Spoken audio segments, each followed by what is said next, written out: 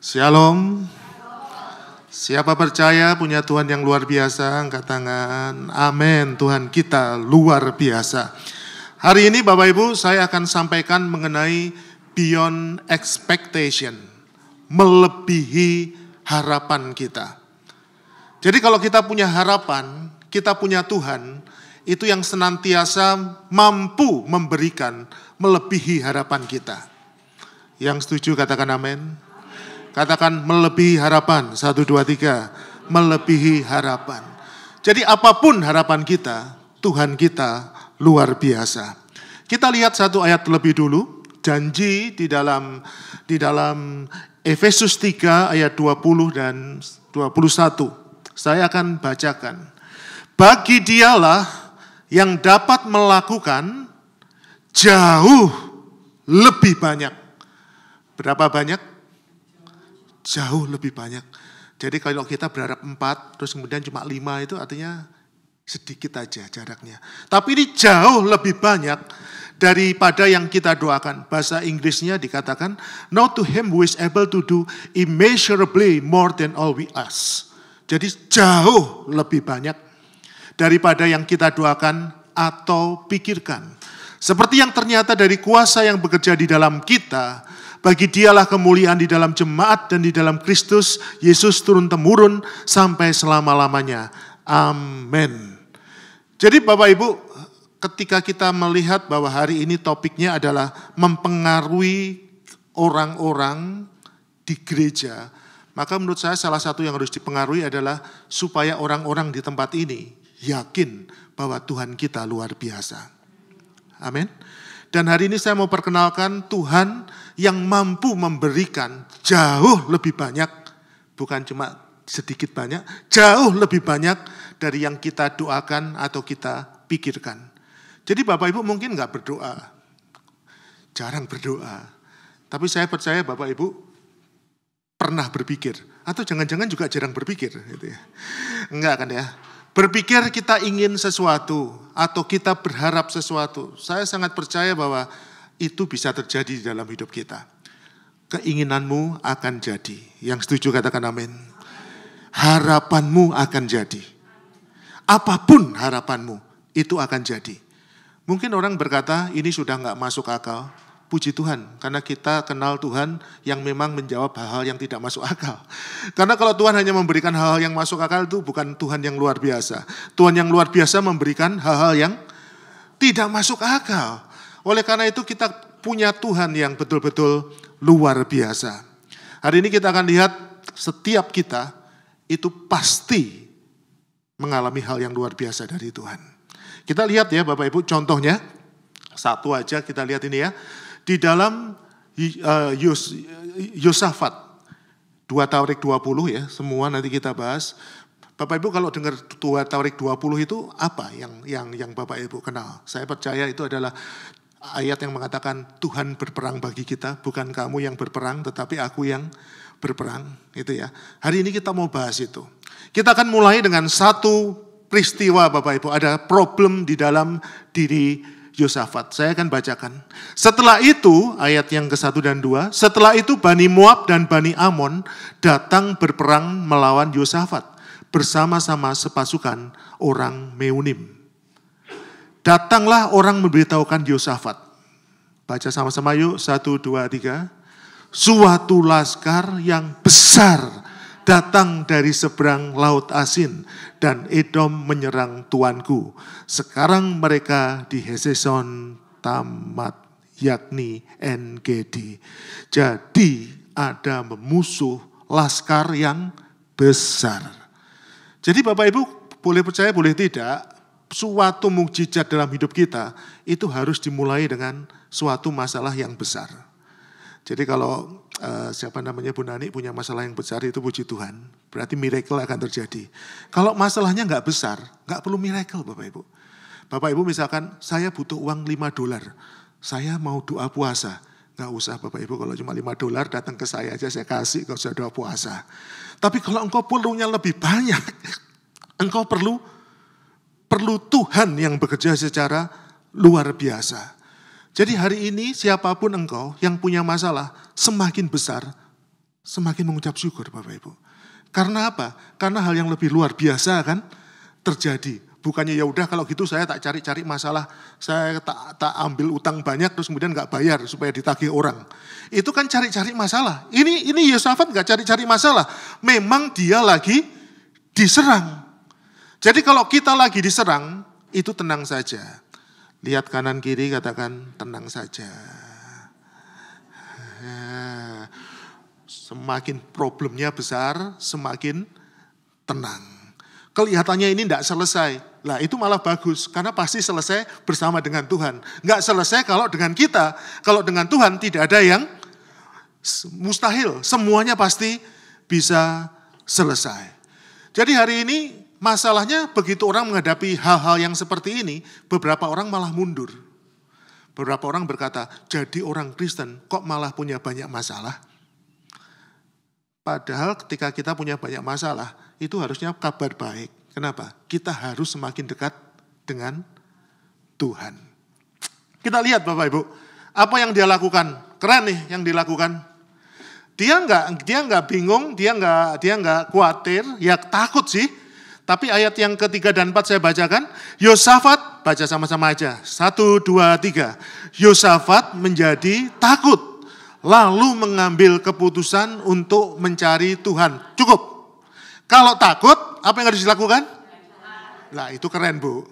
Masalahnya kita kalau takut, biasanya apa yang dilakukan?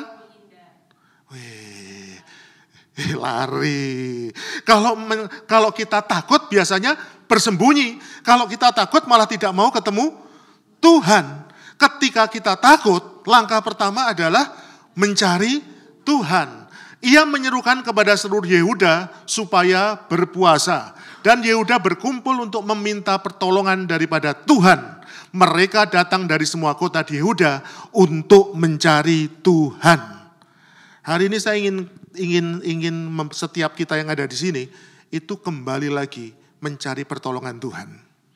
Mungkin beberapa orang hari ini punya banyak masalah dan sudah mulai lupa bahwa dia punya Tuhan. Tapi hari ini saya mau ingatkan, kembali lagi cari Tuhan.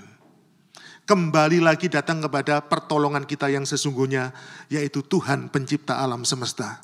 Kalau alam semesta aja bisa dia ciptakan, apalagi masalah kita. Oleh karena itu beri lihat kanan kiri, terus katakan masalahmu kecil, gitu aja. Loh kecil kalau bersama Tuhan. Kalau tidak bersama Tuhan, besar. Tapi kalau dengan Tuhan, kecil. Sekali lagi, lihat kanan kiri, katakan masalahmu kecil. Gak percaya itu? Betul gak masalahmu kecil? Kalau gak bersama Tuhan, masalahmu besar sekali. Definisi masalah itu adalah sesuatu yang engkau tidak bisa handle, Bapak Ibu.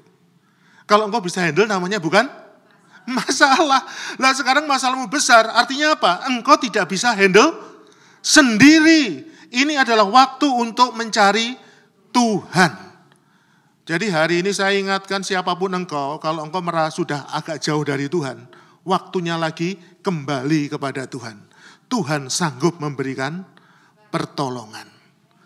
Dan Bapak Ibu, musuh yang 3 tadi itu, Edom dan lain-lain segerombolan itu tidak bisa dihadapi oleh Yehosafat. Tapi ada berita yang luar biasa. Saya mau ingatkan aja sih, kalau bersama dengan Tuhan, kalau mencari Tuhan, pasti semuanya akan selesai. Katakan pasti selesai, 1, 2, 3. Sekali lagi, pasti selesai. Amin. Nah, dan ini memang benar Bapak Ibu. Problem solve. Saya akan bacakan. Ketika mereka mulai bersorak-sorai dan menyanyikan nyanyian pujian, apa yang terjadi? Itu 2 Tawarik 20 ayat 22-24. Dibuat Tuhanlah penghadangan terhadap Bani Amon dan Moab. Yang dilakukan oleh orang-orang Israel, apa Bapak Ibu? Perang? Enggak loh Bapak Ibu. Kalau Bapak Ibu baca ayat sebelumnya, Bapak Ibu, orang berkata, Tuhan memerintahkan penyanyi itu di depan. Tapi kalau kita baca nanti Bapak Ibu, nggak ada banyak waktu untuk baca semuanya. Kalau Bapak Ibu baca, Tuhan hanya berkata, engkau maju, aku yang akan berperang. Dan kalau Bapak Ibu lihat, itu nanti si Yosafat itu berdiskusi sama rakyatnya. Kalau Tuhan maju, kita disuruh maju dan Tuhan yang akan berperang, terus kemudian apa yang kita lakukan? Ya udah, kita buat pasukan. Terus kemudian yang paling depan siapa kira-kira? Ya Tuhan. Terus yang ini? Yang orang-orang ini gimana? Tentaranya berkata, aku nggak mau lo maju duluan. Kenapa? Pasti kalah. Ya waktu itu dia kalah sebabnya Bapak Ibu. Itu ribuan. Terus kemudian berkata, tapi kan tadi Tuhan ngomong yang berperang kan bukan kita kan? Oleh karena itu yang disuruh maju pertama siapa enaknya? Penyanyi Bapak Ibu. Penyanyi. Jadi kalau perang itu ya disuruh Ayu, Rika, itu suruh maju dulu. Audrey, ya Helen, di absen satu-satu. Maju, supaya apa? Pada waktu itu karena mereka nggak ngerti apa yang dilakukan. Jadi ada berita bagus buat kita. Kalau nggak ngerti apa yang dilakukan, nyanyi. Jadi kalau engkau punya masalah dan kemudian di rumahmu tidak lagi terdengar nyanyian, nyanyi. Kalau dilihat di situ, ketika mereka menghadapi ketika mereka menyanyi, yang gerak siapa? Tuhan. Sekarang saya tanya, apakah di seluruh Alkitab begitu perang yang maju pasti penyanyi dulu? Enggak. Di Daud yang maju adalah laskar. Penyanyinya di mana? Di belakang. Tapi ini memang enggak mampu. Jadi Bapak Ibu kalau sudah enggak ngerti, enggak bisa berbuat apa-apa, itu enggak usah berperang. Yang dilakukan apa? Nyanyi. Coba tanya sebelah kanan kiri, terakhir kali nyanyi di rumah kapan? Tadi pagi ya, puji Tuhan. Ojo karaokean. Maksudnya nyanyi ini bukan, ini nyanyi pujian loh maksudnya. Terus kemudian bukan dangdutan di rumah gitu ya. No, bukan. Maksudnya itu adalah pujian, memuji Tuhan. Dan ketika pujian dilakukan, biasanya banyak hal luar biasa terjadi. Tadi pas kan dengan lagi yang dinyanyikan tadi kan? Kalau kita membuka suara, itu ada sesuatu yang luar biasa terjadi.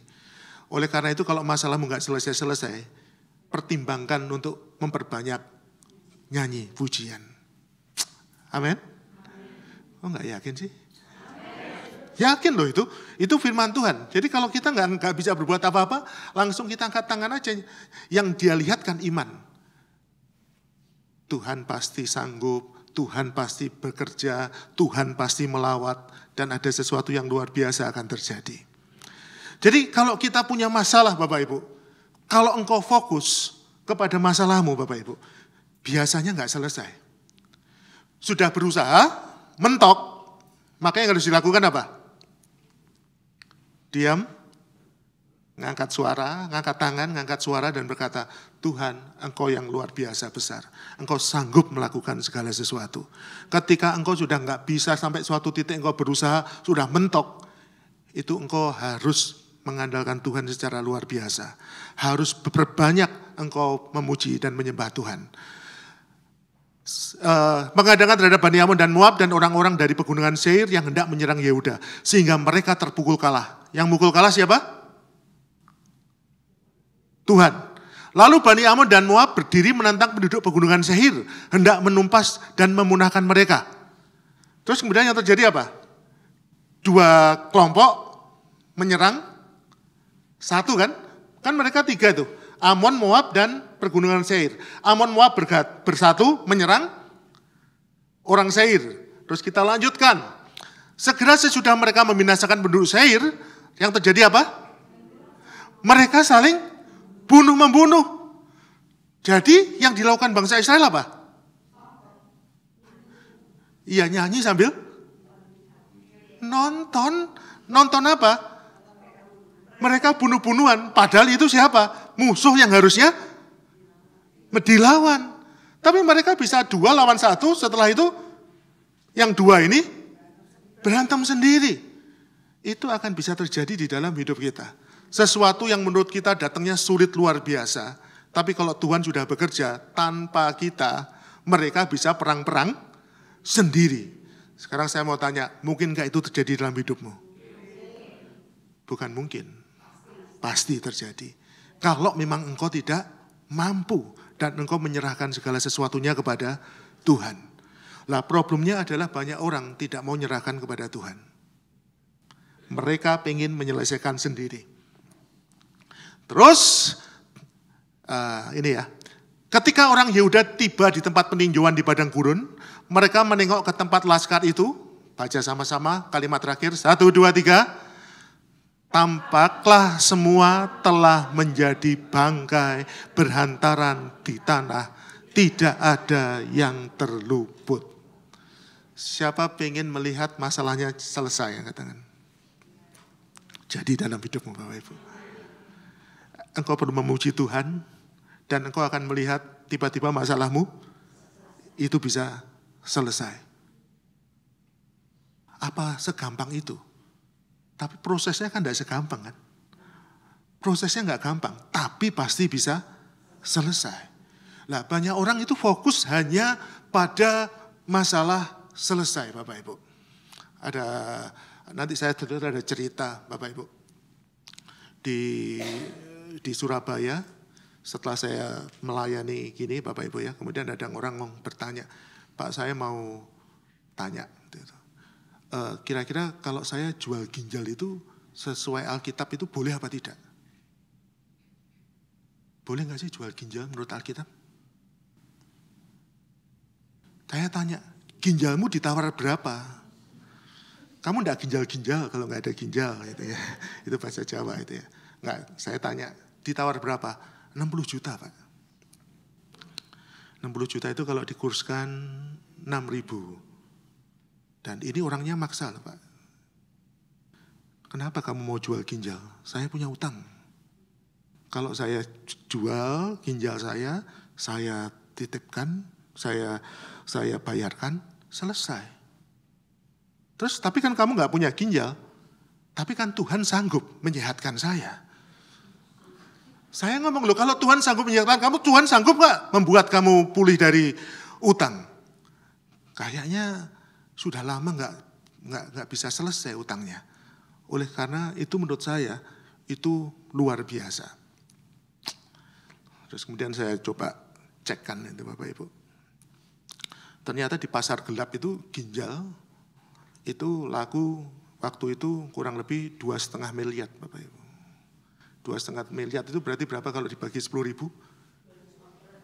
250.000. Saya ngomong dia, apa enggak kamu jual di pasar gelap aja? Daripada itu. Oh iya ya Pak ya. Jadi dia ngomong kayak gitu. Saya ngomong, no, itu hanya bercanda. Saya ngomong, Tuhan itu sanggup melakukan banyak hal. Cuma sudah nggak bisa di otak ini sudah nggak ada jalan. Saya ngomong, apa enggak Tuhan itu adalah jalan ya. Kalau kamu enggak punya jalan, engkau harus datang kepada Tuhan. Karena dia berkata dia adalah jalan kebenaran dan hidup. Apa kamu kira kalau kamu jual ginjalmu terus kemudian masalah selesai? Iya ya Pak ya. Kira-kira apa yang saya lakukan? Terus saya cerita dikit. Saya ini hanya bisa masak. Terus kemudian kalau saya jualan masakan yang sederhana ini lakunya kapan? Saya harus kemudian waktu itu ngomong, mungkin enggak ya kamu bisa jadi pengusaha sukses? Dia berkata, Pak, jangan mikir pengusaha sukses. Yang di otak saya itu cuma satu. Lunas utang aja sudah bagus. Apalagi mikir punya duit banyak. Itu enggak ada di dalam pikiran saya. Beberapa orang yang punya masalah Bapak Ibu, coba tanya. Dia akan batasannya itu enggak kemana-mana. Cuma perlu masalahnya selesai, titik. Ditanya, gimana kamu mau mengembangkan? Otaknya udah gak mampu mengembangkan apa? Ini aja sudah, apalagi kalau dia punya utang tuh. Mau mengembangkan apa? Utang aja belum lunas kok mau mengembangkan. Tapi saya mau ingatkan loh, Tuhan kita itu luar biasa. Dia tidak hanya sanggup untuk membuat masalahmu sekarang selesai. Bahkan dia bisa melakukan sesuatu yang tidak pernah engkau bayangkan sebelumnya. Amin. Sekarang kita lihat nih, apa yang Tuhan berikan. Yang kedua, ketika tadi menghadapi masalah itu, berharap enggak dia dapat duit? Enggak, dia hanya berharap satu aja. Apa harapannya? Itu orang-orang itu, musuh-musuh itu, kalah, dipukul mundur. Terus kemudian dari situ dia perlu enggak dapat duit? Yang malah tidak usah mikirkan. Pokoknya mereka keluar aja, mereka pergi aja sudah bagus. Tapi kita lihat. Ayat yang ke-25. Lalu Yosafat dan orang-orangnya turun untuk apa? Menjarah barang-barang mereka. Mereka menemukan banyak ternak, bukan satu, banyak ternak, harta milik, pakaian, dan barang-barang berharga yang mereka rampas itu lebih banyak daripada yang dapat dibawa. 3 hari lamanya mereka menjarah barang-barang itu karena begitu banyaknya. Ternyata yang diharapkan adalah menang, ternyata selain menang ditambah bonus. Bonusnya apa? Mendapat jarahan. Saya balik lagi ke cerita itu. Saya ngomong ke orang ini, ke ibu ini, Bu, saya tetap percaya Tuhan bisa jawab doa ibu. Doakan selesai. Ya mungkin setahun lagi lah, supaya singkat cerita dia datang. Pas saya datang pelayanan di situ, dia berkata, Pak masih ingat saya? Ya agak lupa saya. Itu loh, yang kemarin saya pengen jual ginjal gitu. Dia berkata, sekarang saya sudah punya catering loh Pak. Oh iya, ceritanya gimana? Setelah itu datang, enggak tahu tiba-tiba ada satu pabrik itu menghubungi saya. Terus kemudian tanya, enggak ngerti dari mana juga dia tanya, bisa enggak masakin untuk karyawannya? Oke, cuma dia ngomong, saya enggak punya modal. Modal uangnya saya bayar di depan. Wah, puji Tuhan. Terus kemudian dia berkata lagi, saya enggak punya peralatan masak. Tak pinjemin. Kenapa? Karena kebetulan dia sebetulnya punya peralatan itu, kemudian orangnya lari. Yang masak, jadi dia bisa pakai. Singkat cerita, dia masak di situ dan kemudian enggak sampai setengah tahun katanya, karena banyak itu ya, utangnya semua lunas. Ginjalnya masih tetap ada. Terus kemudian setelah itu dia bisa meneruskan ke beberapa pabrik berikutnya. Dan dia berkata, iya loh Pak, selama itu waktu itu pikiran saya itu cuma dikit Pak. Hanya mikir problem. Ternyata Tuhan itu lebih dari yang saya harapkan. Bukan cuma problemnya selesai, tapi dia ingin berkati saya luar biasa. Oleh karena itu kalau ada beberapa orang kok hanya berfokus, ini kok problemnya nggak selesai-selesai. Hari ini saya cuma mau ingatkan, rencana Tuhan bukan cuma sekedar itu. Lebih dari itu. Mau tertarik jual peralatan lagi nggak? Selain ginjal, hati juga bisa dijual katanya. Iseng-iseng searching nanti internet itu loh, di rumah gitu ya. Jual anggota tubuh gitu ya. Mau? Gak usah lah. Daripada gitu mending kita percaya bahwa Tuhan sanggup melakukan segala sesuatu. Ya udahlah. Tapi nanti anggota tubuh kita kan lama-lama juga tua, juga rusak. Iya memang, tapi biarkan alami aja. Nggak usah kita potong sekarang. Katanya memang kalau ginjal pakai satu bisa ya. Katanya bisa, tapi mau nggak maksa satunya diambil, terus kemudian supaya satu tetap jalan. Tentu saja itu bukan jawaban yang bagus. Pokoknya mikir aneh-aneh, no. Karena Tuhan kalau buat rencana, itu kita aja kaget-kaget. Kalau kita nggak bisa kaget, itu pasti bukan rencananya Tuhan. Kita bisa mikir kok, kalau rencananya Tuhan itu kita bisa kaget. Loh kok bisa ya seperti itu? Siap kaget? Ya. Yakin? Ya. Yang berikutnya. Enak mana sih? Problemnya selesai atau menerima berkat keuangan? Gak mau salah satu? Enggak ya, jangan ya. Itu paket kok, Tuhan itu ngerti.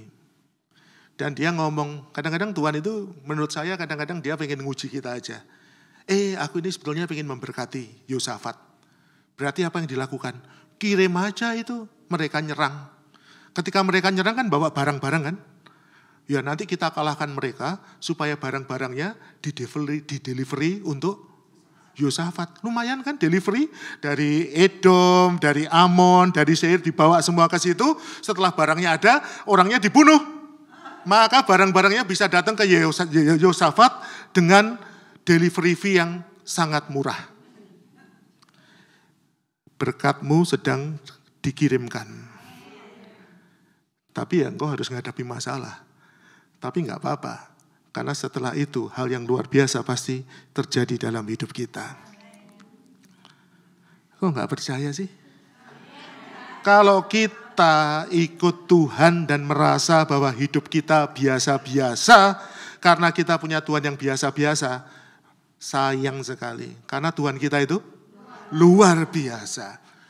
Ini dapat 2 atau mau dapat 3? 3 ya, supaya selesai ya. 3.